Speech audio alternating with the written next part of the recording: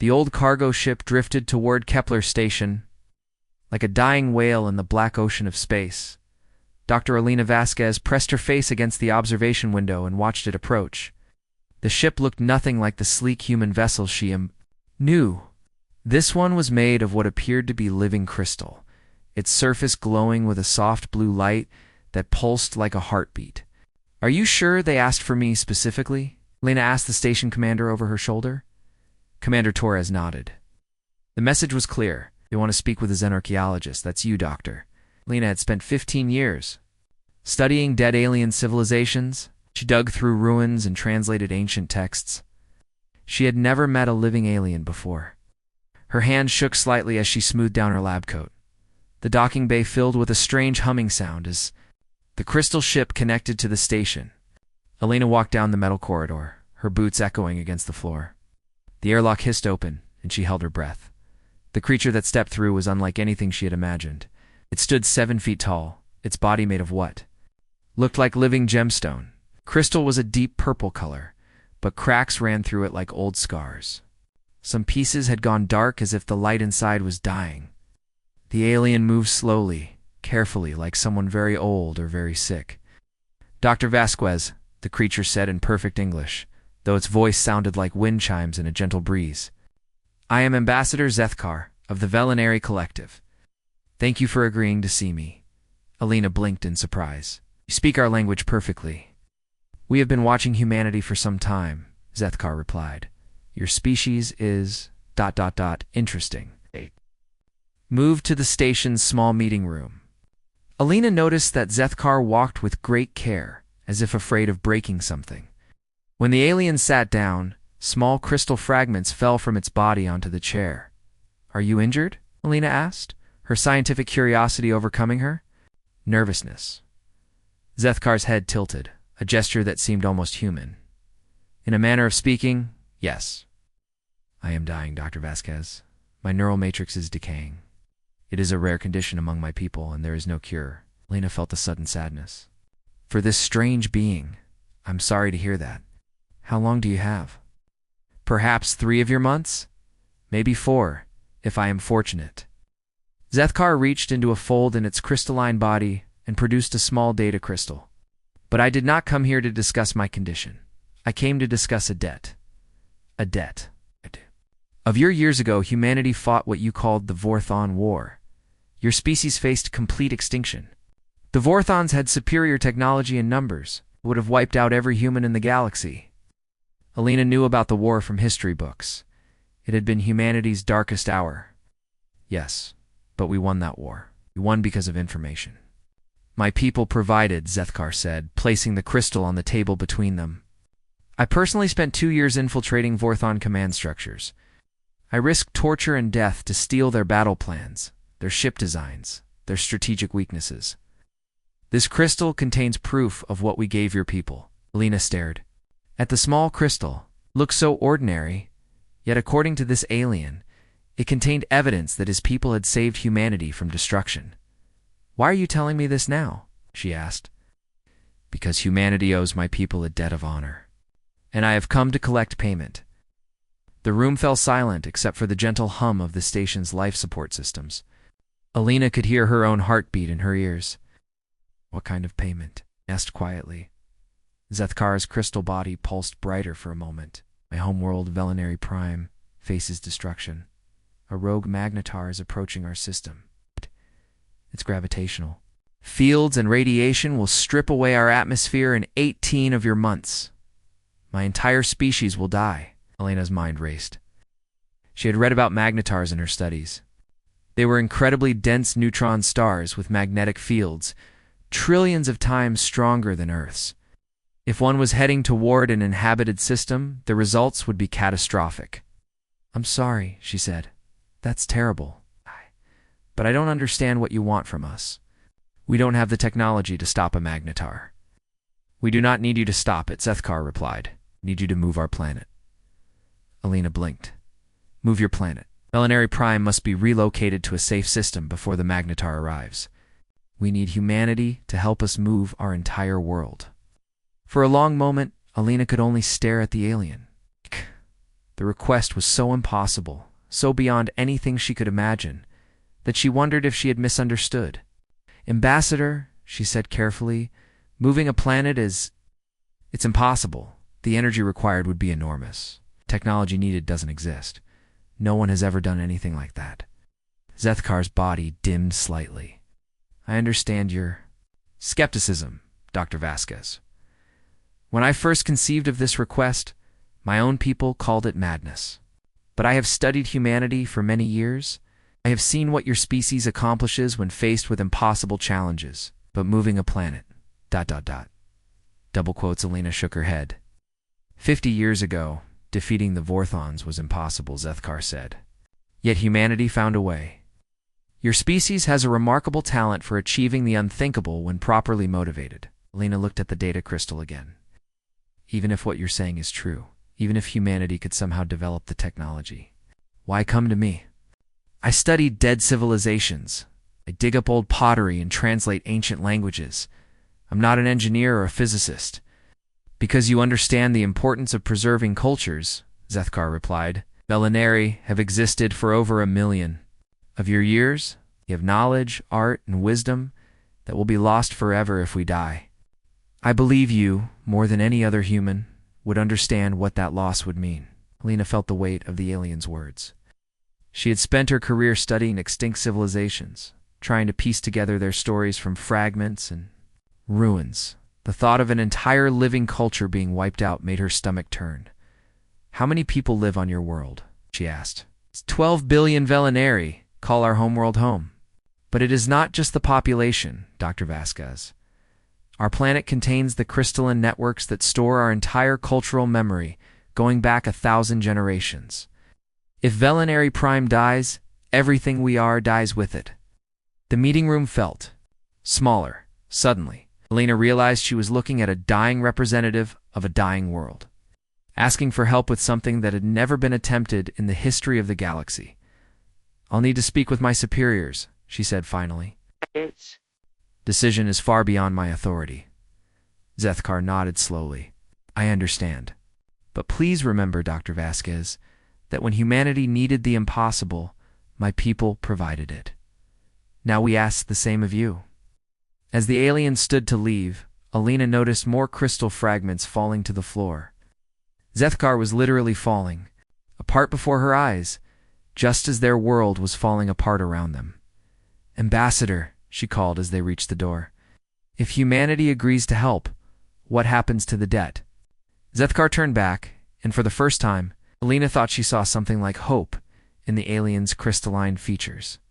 Then the debt would be paid, Dr. Vasquez, and perhaps, for the first time in our long history, the Velinari would owe someone else a favor. 3 days later, Alina stood in the transport shuttle with Ambassador Zethkar as they approached Earth. The alien had grown weaker during the journey. More crystal pieces had fallen from its body, and the purple glow was dimmer now. Alina had collected the fragments carefully, unsure if they were important, but unwilling to let them be swept away. Have you ever been to Earth before? Alina asked, trying to distract Zethkar from the obvious pain it was experiencing. No, the alien replied, its voice quieter than before. My people rarely travel to other worlds. We prefer to observe from a distance. Alina looked out the window at her home planet growing larger ahead of them. Blue oceans and white clouds swirled around the familiar continents. It's beautiful, isn't it? Yes, Zethkar said. I can see why your species fights so hard to protect. What you love? The shuttle landed at Geneva Spaceport, and Alina helped Zethkar walk slowly through the corridors. People stopped and stared at the crystal alien, but Alina guided them quickly to a private transport that would take them to the Terran Council building. The council chamber was a large circular room with seats arranged in tiers. Representatives from all of Earth's major nations and colonies sat waiting. Alina felt nervous as she walked to the center of the room with Zethkar. She had never spoken to such important people before. Admiral Chen, the military representative, spoke first. Dr. Vasquez, please introduce our guest and explain why we have called this emergency session. Alina cleared her throat. This is Ambassador Zethkar of the Velinari Collective. They have come to ask for humanity's help with a problem their people cannot solve alone. She gestured to Zethkar, who moved forward slowly. The alien's crystal body caught the light from the chamber's windows, casting purple reflections on the walls. Honored representatives of humanity, Zethkar began. 50 years ago, my people provided information that saved your species from extinction during the Vorthone War. Today, come to ask you to repay that debt. Counselor Martinez from the Mars colony leaned forward. What exactly are you asking for, Ambassador? We need you to move our planet to safety. The chamber erupted in surprised murmurs. Several council members laughed out loud. Counselor Williams from the Europa station shook her head. Move a planet, Ambassador? That's impossible. No one has technology like that. Zethkar remained calm. 18 months from now, a rogue magnetar will pass close enough to our system to strip away our atmosphere. 12 billion of my people will die unless Velinary Prime is relocated to a safe orbit around a different star. Admiral Chen stood up. Even if we wanted to help, the physics alone would require energy equal to what our sun produces in a year. We don't have that kind of power. Furthermore, added Dr. Reeves from the Science Council, the gravitational stresses would tear your planet apart long before we could move it anywhere useful. Alina watched Zethkar's glow dim even more. The alien was clearly struggling to remain standing, but its voice stayed steady. I understand your concerns, Zethkar said. When I first proposed this to my own people, they thought I had lost my mind. But I have studied humanity for many years. You accomplish impossible things regularly, Counselor Park from the Asian Federation shook her head. This isn't like building a faster ship or developing new weapons. You're talking about moving an entire world. The scale is beyond anything we've ever attempted.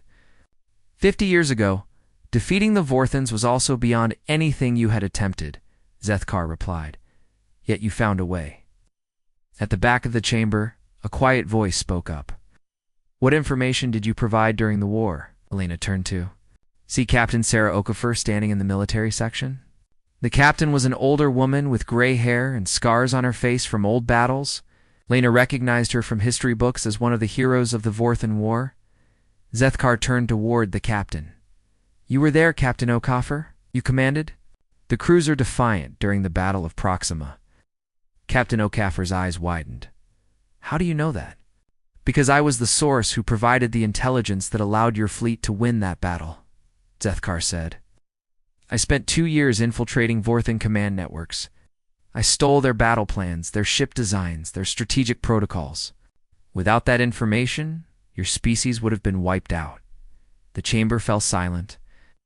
Captain Okafor walked down the steps toward Zethkar. The intelligence we received was marked as coming from Source Crystal. That was you? Yes. You saved my ship, my crew, probably my entire species. The captain's voice was full of emotion. I never knew who to thank. No thanks were necessary. Captain, but now my people need saving, and we have nowhere else to turn. Dr. Marcus Webb, Earth's leading physicist, had been quiet during the discussion. Now he spoke up from his seat near the front. Ambassador, can you provide specific details about your planet? Mass composition, orbital mechanics? Of course, Zethkar replied, producing another data crystal. All the information you require is here. Dr. Webb took the crystal and plugged it into his tablet. His eyes went wide as he read the data. This is remarkable.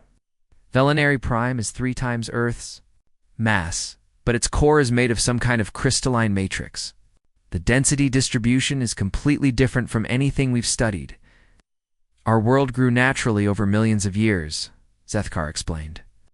The crystalline networks extend throughout the planet. They store our memories, our culture, our entire history. Dr. Webb was already running calculations on his tablet. The mass distribution might actually work in our favor. If we could create gravitational anchor points at specific locations. He trailed off, his fingers flying.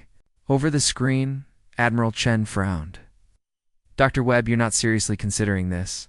I'm running preliminary calculations, Webb replied without looking up. The energy requirements are enormous, but not impossible. We would need to link power from multiple star systems, and we would need to develop gravity manipulation technology. That doesn't exist yet, repeated Counselor Martinez. Those are the key words. How long would we have to develop this technology? Asked Dr. Webb. 18 months until the Magnetar's influence becomes lethal, Zethkar answered. Dr. Webb whistled low. That's not much time for inventing entirely new physics. Captain Okafor stepped closer to Zethkar. During the war, you risked everything to help us. You could have been tortured or killed if the Vorthons had discovered what you were doing. Yes, Zethkar said simply. Right. Why did you do it? Why help humanity? The alien was quiet for a long moment. When it spoke again, its voice was softer. Because your species never gives up. Even when facing impossible odds, you keep fighting. I found that ... admirable. Alina watched the faces of the council members.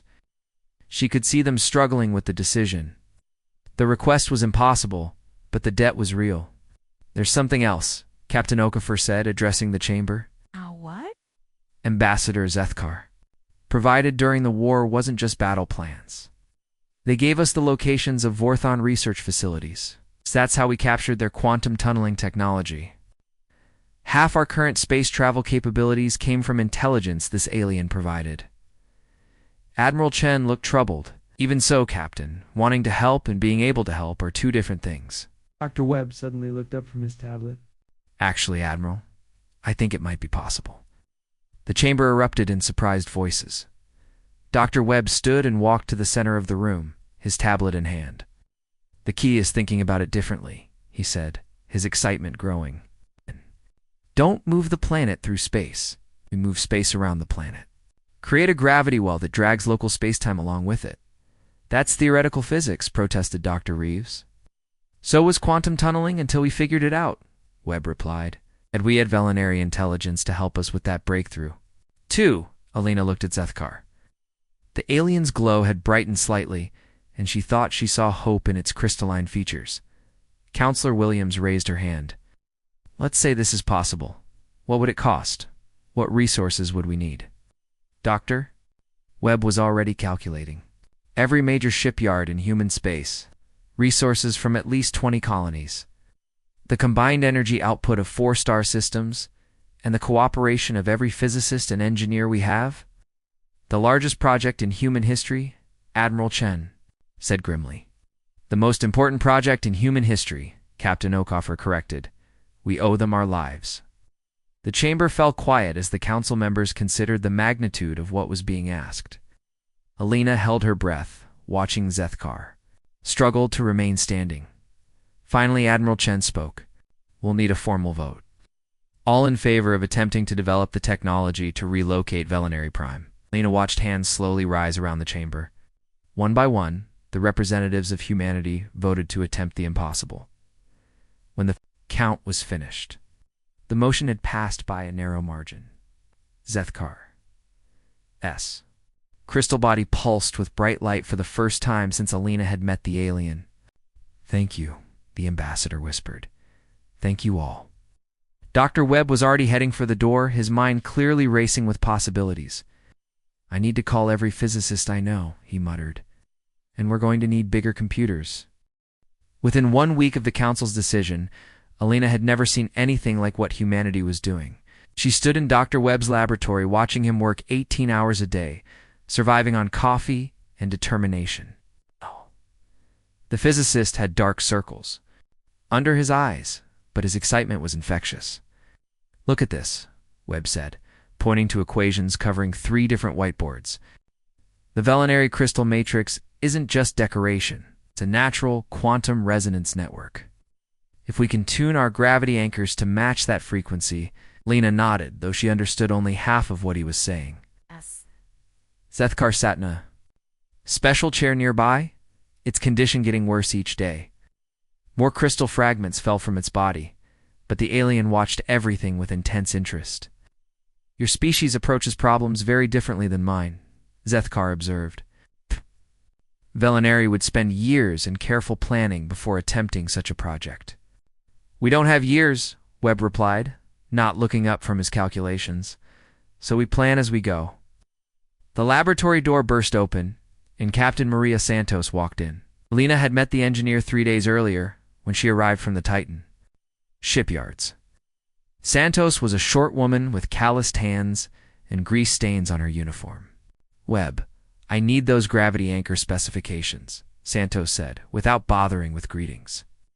My teams are ready to start building, but we need to know exactly what we're making. Almost finished, Webb said, scribbling more numbers. Maria, these anchors will be massive. Larger than anything we've ever built in space? I know. That's why I've called in every favor I have. Santos pulled up a holographic display showing the solar system. We're going to build them in the asteroid belt using material from Ceres, the Martian. Shipyards are providing the power cores. Even the Europa colony is sending their best welders. Lena watched the display with amazement.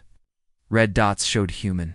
Ships moving throughout the system, all converging on the construction sites. How many people are working on this? Last count was about 50,000, Santos replied. More are volunteering every day. Word is spreading through all the colonies. Dr. Webb finally looked up from his equations. Maria, I need to warn you. These gravity anchors will be experimental. We're working with forces we don't fully understand. It's dangerous. Santos grinned.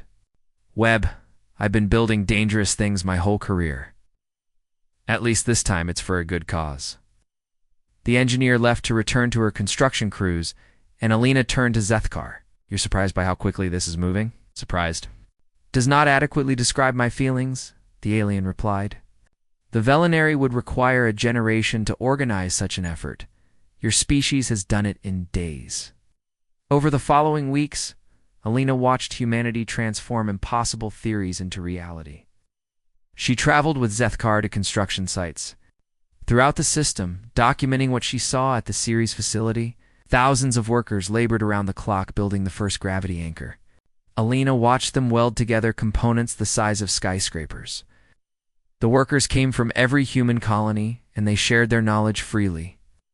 Engineers from Mars worked alongside welders from Europa and physicists from Earth. I've never seen cooperation like this, Alina told Santos during one visit. It's simple, Santos replied, watching a massive component being moved into position.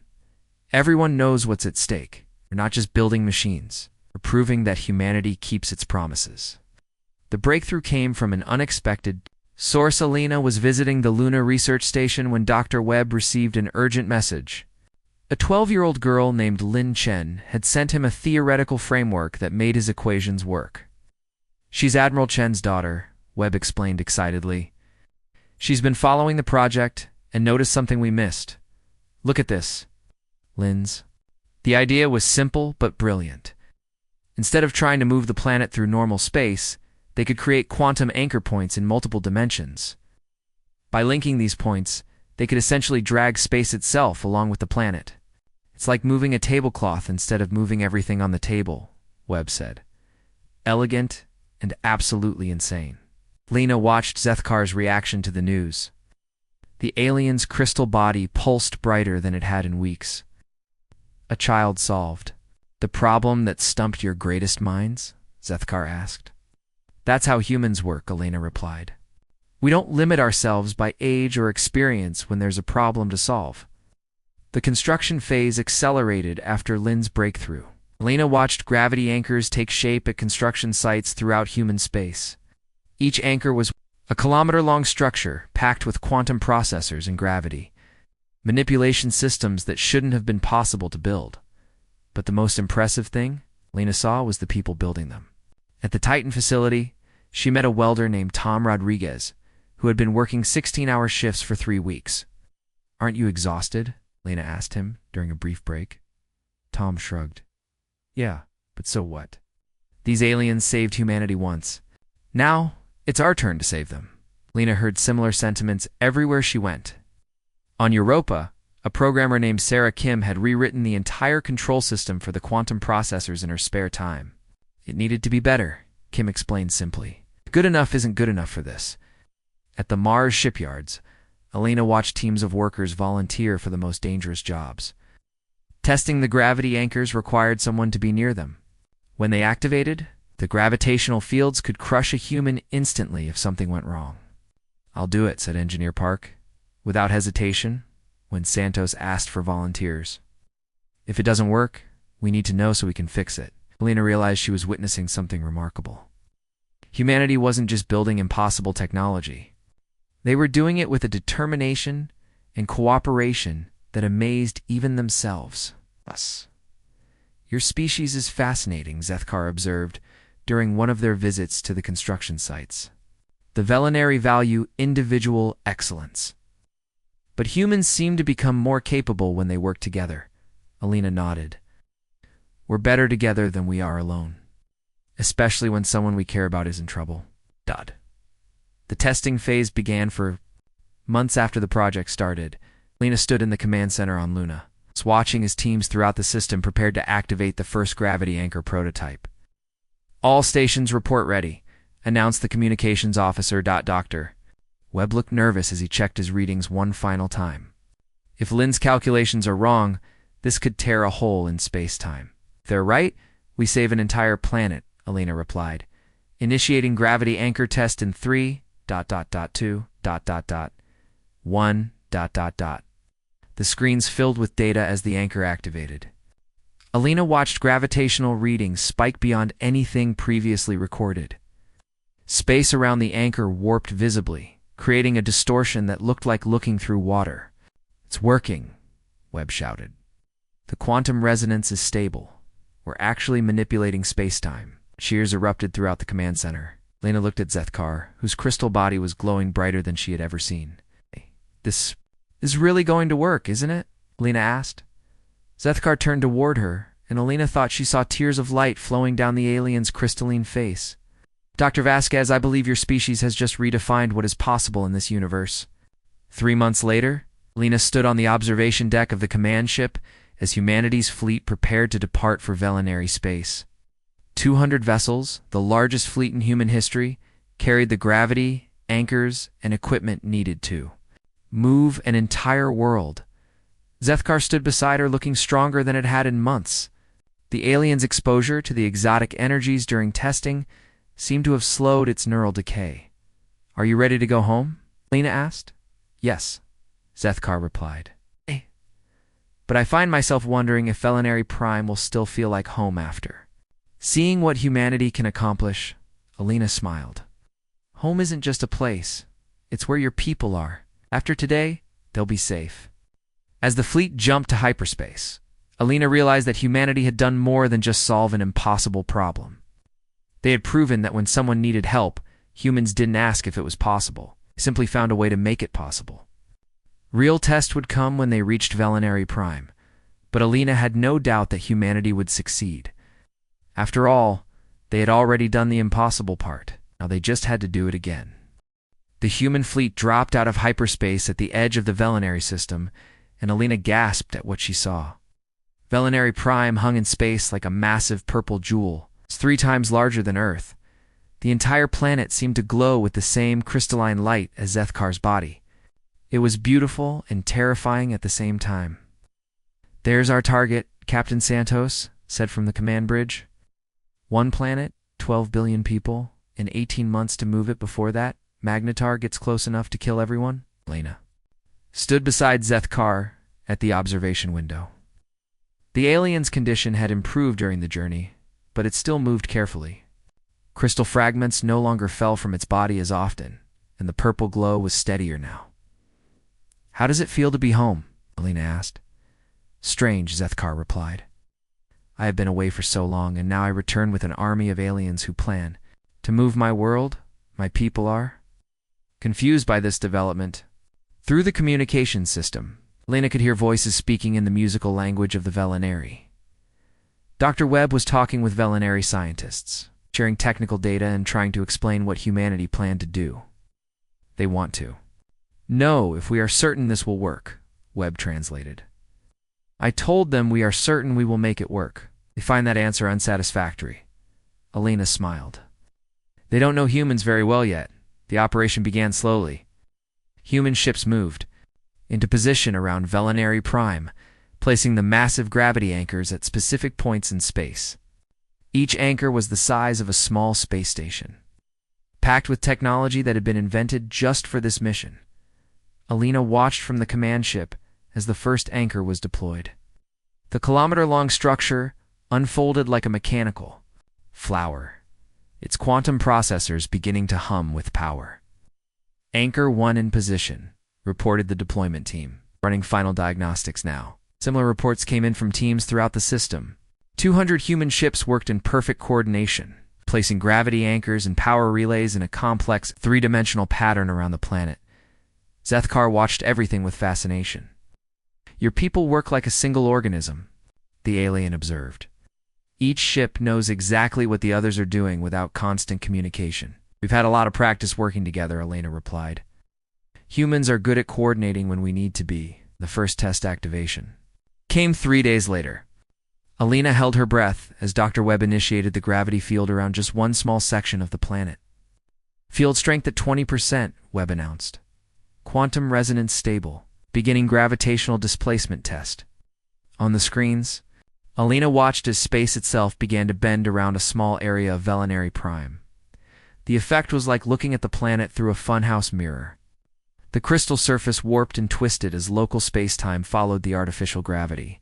Well, displacement successful, called out the sensor operator. We moved approximately 1,000 cubic kilometers of space without affecting the planet's structure. Cheers erupted on the command bridge. Lena looked at Zethkar, whose entire body was now glowing bright enough to light up the observation deck. It worked, the alien whispered. You actually moved part of my world. But the celebration was short-lived. As they prepared for the full-scale operation, problems began to appear. The first major crisis came when they tried to synchronize all the gravity anchors at once. We're getting interference patterns, Webb reported, his voice tense. The quantum fields are creating feedback loops. If we continue, the resonance cascade could tear the planet apart. Alina watched the sensor readings. Spiked dangerously high. The gravitational stresses were building beyond safe limits. Velinary Prime began to experience massive earthquakes as the competing gravity fields fought each other. Shut it down, Captain Santos ordered. All anchors to standby mode immediately. The gravitational fields collapsed, leaving Velinary Prime shaking but intact. In the command center, every human looked worried. Their first attempt had nearly destroyed the world they were trying to save. What went wrong? Alina asked Webb. The math was perfect for one anchor, he replied, running calculations frantically. But when we tried to use all of them together, the quantum fields interfered with each other. It's like trying to tune 200 instruments to play the same note. Zethkar moved to Webb's console. Dr. Webb, may I make a suggestion? Of course. Ambassador. Our planet's crystal matrix has natural resonance frequencies. Perhaps if you tuned your anchors to match those frequencies instead of imposing your own. ... Webb's eyes widened. Instead of forcing the planet to match our technology, we make our technology match the planet. He began typing rapidly. This will require recalibrating every anchor, but it should eliminate the interference. Recalibration took 2 weeks. Alina watched human engineers work around the clock, fine-tuning each gravity anchor to match the natural quantum signatures of Velinary Prime. It was delicate work that required perfect precision. We only get one chance at this, Santos reminded everyone during the final briefing. If we make a mistake, we could destabilize the planet's core. 12 billion people are counting on us to get it right. The second attempt began on a quiet morning in the Velinary system. Alina stood on the command bridge as teams throughout the fleet made their final preparations. All anchors report ready for synchronization, announced the communications officer. Dr. Webb looked at the readings one final time, initiating planetary displacement in 10 seconds. All hands prepare for gravitational anomalies. Alina held her breath and watched the screens. This time, instead of competing with each other, the gravity anchors worked together like pieces of a massive orchestra. Each field harmonized with the planet's natural resonance, creating a stable bubble of warped space-time around Velinary Prime. Field synchronization successful, Webb reported, his voice filled with amazement. We have stable gravitational displacement. Beginning planetary movement. Alina watched in wonder as Velinary Prime slowly began to drift away from its original orbit. The planet moved smoothly, carried along by the bubble of space that surrounded it. Stars in the background shifted position as the world traveled toward its new home. Displacement rate holding steady, called the navigation officer. Estimated travel time to target system, 11 weeks. Alina looked at Zethkar, whose crystal body was now shining so brightly it was almost painful to look at directly. We're actually doing it, Alina said. We're moving your entire world. Yes, Zethkar replied, its voice filled with emotion. And you are doing it as if it were merely another day's work. The journey was not without problems. 3 times during the 11-week trip, feedback loops in the gravity fields threatened to tear the planet apart. Each time, human engineers found solutions that the Velinary scientists had thought impossible. When a solar storm from a nearby star interfered with the quantum processors, Engineer Park volunteered to spacewalk between the anchors and manually adjust the calibrations while exposed to deadly radiation. When the planet's rotation began to wobble due to gravitational stress, Dr. Webb invented a new type of stabilization field in real time, writing the control software while the crisis was happening. When power fluctuations threatened to shut down the entire system, crews from 12 different ships linked their reactors together, creating a power grid that spanned millions of kilometers. Your people treat impossible problems like puzzles to be solved, Zethkar observed during one of the crises. The Velinary would panic. Humans just work harder. Finally, after 11 weeks of travel, Velinary Prime arrived at its destination. Alina watched as the planet settled into a stable orbit around Kepler 442, young star that would provide light and warmth for billions of years. Orbital insertion complete, announced the navigation officer. Velinary Prime is now safely positioned in the habitable zone of its new star system. Alina looked around the command bridge at the exhausted but smiling faces of the human crew. They had done something that had never been attempted in the history of the galaxy. They had moved an entire world to safety. Dr. Vesquez, Zethkar said quietly, I owe you an apology. For what? When I first came to ask for humanity's help, I thought I was asking you to repay a debt. But what you have done goes far beyond any debt. You have given my people a future. We thought we had lost forever. Alina smiled. That's what friends do for each other, Ambassador. They help when help is needed. As the human fleet prepared to return home, Alina stood one last time at the observation window, looking at Velinary Prime in its new orbit. The planet's crystal surface reflected the light of its new sun, creating patterns that looked like a smile. Welcome to your new home, Alina whispered. Behind her, Zethkar's body pulsed with warm, steady light. The alien ambassador was no longer dying. Exposure to the exotic energies during the planetary move had somehow repaired its neural matrix.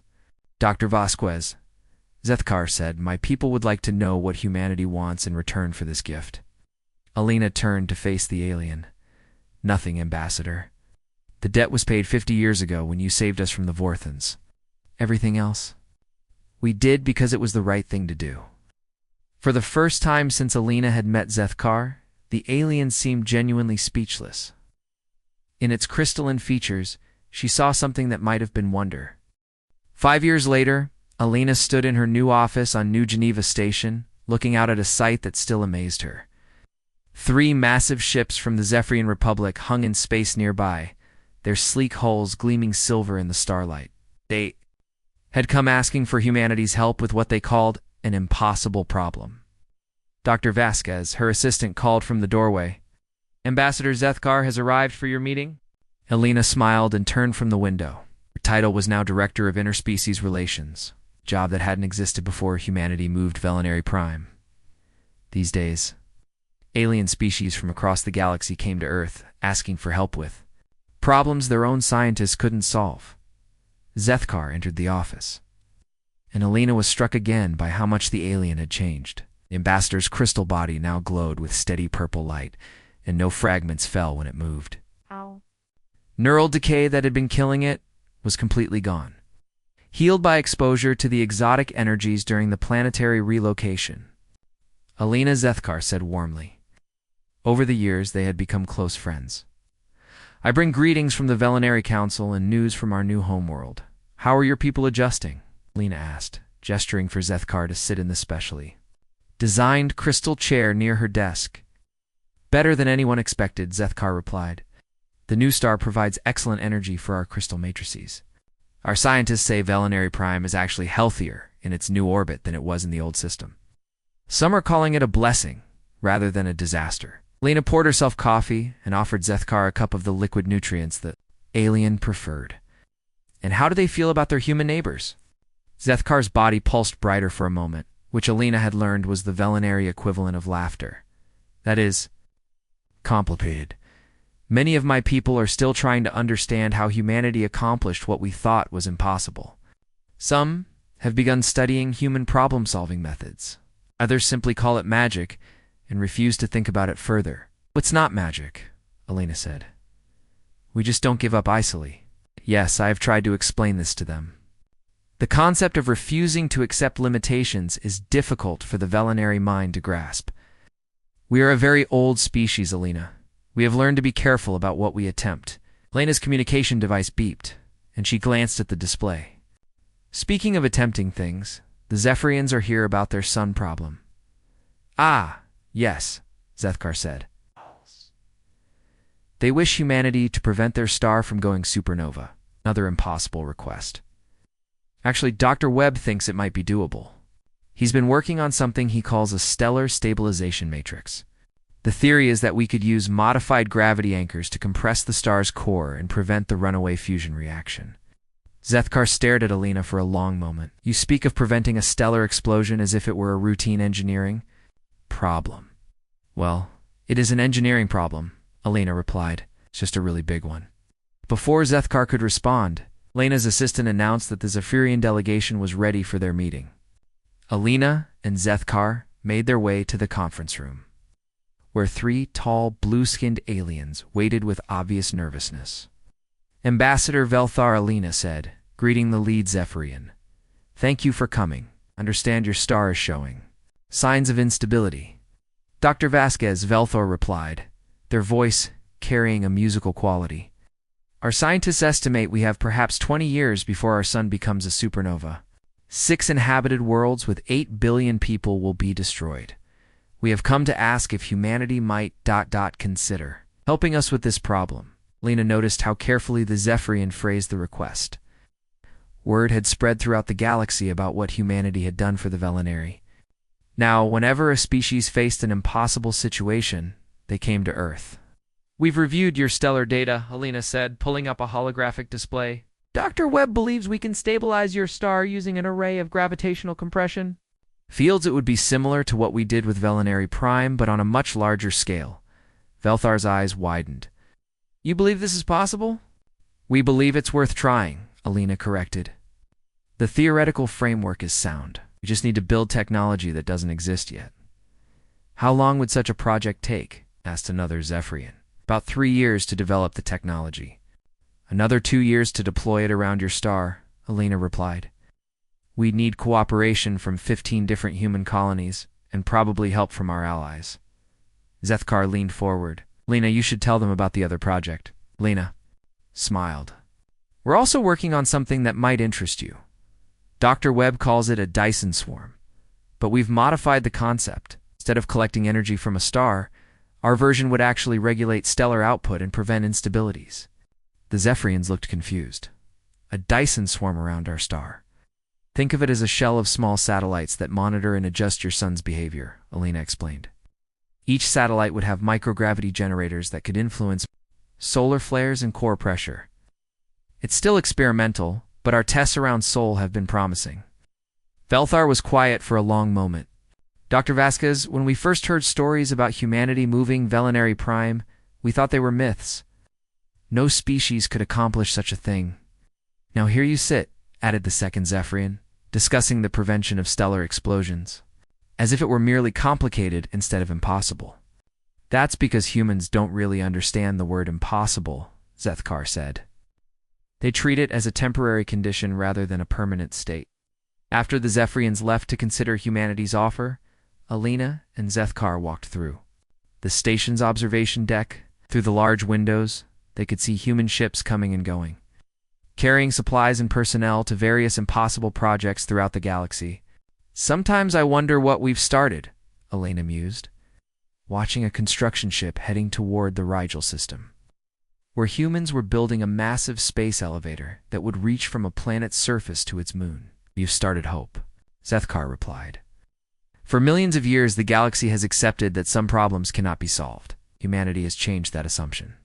They stopped at a viewing area where a holographic display showed current human projects. Alina read the list with amazement. Humans were helping the Andromedans terraform a dead world, assisting the Kepler colony with faster-than-light communications, and working with the Centauri Federation to build a space station inside a black hole's ergosphere. Look at this one, Alina said, pointing to a new entry on the list. The Galactic Council wants us to prevent the heat death of the universe. Zethkar's crystal body flickered with what Alina now recognized as surprise. The heat death of the universe. That is the ultimate impossible problem. The fundamental expansion and cooling of all reality? Dr. Webb is excited about it, Alina said. He thinks it's related to quantum vacuum decay and zero-point energy manipulation. Give him a few years and he'll probably figure out how to reverse entropy itself, Alina, Zethkar said slowly. Do you realize what you have done? Species has become. Alina looked at her friend. What do you mean? 5 years ago, the Velinari faced extinction and had nowhere to turn. Today, species across the galaxy know that if they have a problem they cannot solve, they can come to humanity. You have become the people who make impossible things possible, Alina. Thought about that for a moment. I suppose we have. But it doesn't feel strange to me. It just feels like helping friends who need help. That attitude, Zethkar said, is exactly why your species succeeds where others fail. The Velinari would spend decades debating whether a problem was worth attempting. Humans simply ask how. Can we help? And then figure out the details later. A young human technician walked by carrying a tablet full of calculations. Alina recognized her as Lin Chen, now 17, and already working on her 3rd degree in theoretical physics. The girl who had solved the planetary movement problem was now designing the gravitational systems for the Dyson Swarm project. Lin, Alina called. How's the stellar engineering project coming along? Great, Dr. Vasquez, Lin replied enthusiastically. We solved the quantum resonance problem yesterday. Dr. Webb thinks we can start building the prototype satellites. It's next month. Oh, and I had an idea about that universe heat death thing. What if we create localized zones of reverse entropy using quantum vacuum fluctuations? Lena smiled as Lin hurried off to share her idea with the research team. See what I mean?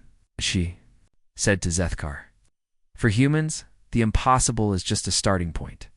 As they continued their walk, Elena's communication device chimed with an urgent message. She read it and started laughing. What is it? Zethkar asked. Another impossible request. The Vegan Confederation wants us to build a bridge between two solar systems, a physical structure spanning 4 light-years of space. Alina was still chuckling as she sent a reply message to Dr. Webb, asking him to look into the theoretical possibilities of intersystem bridge construction. Alina, Zethkar said quietly, What will you tell them? Alina looked at her friend.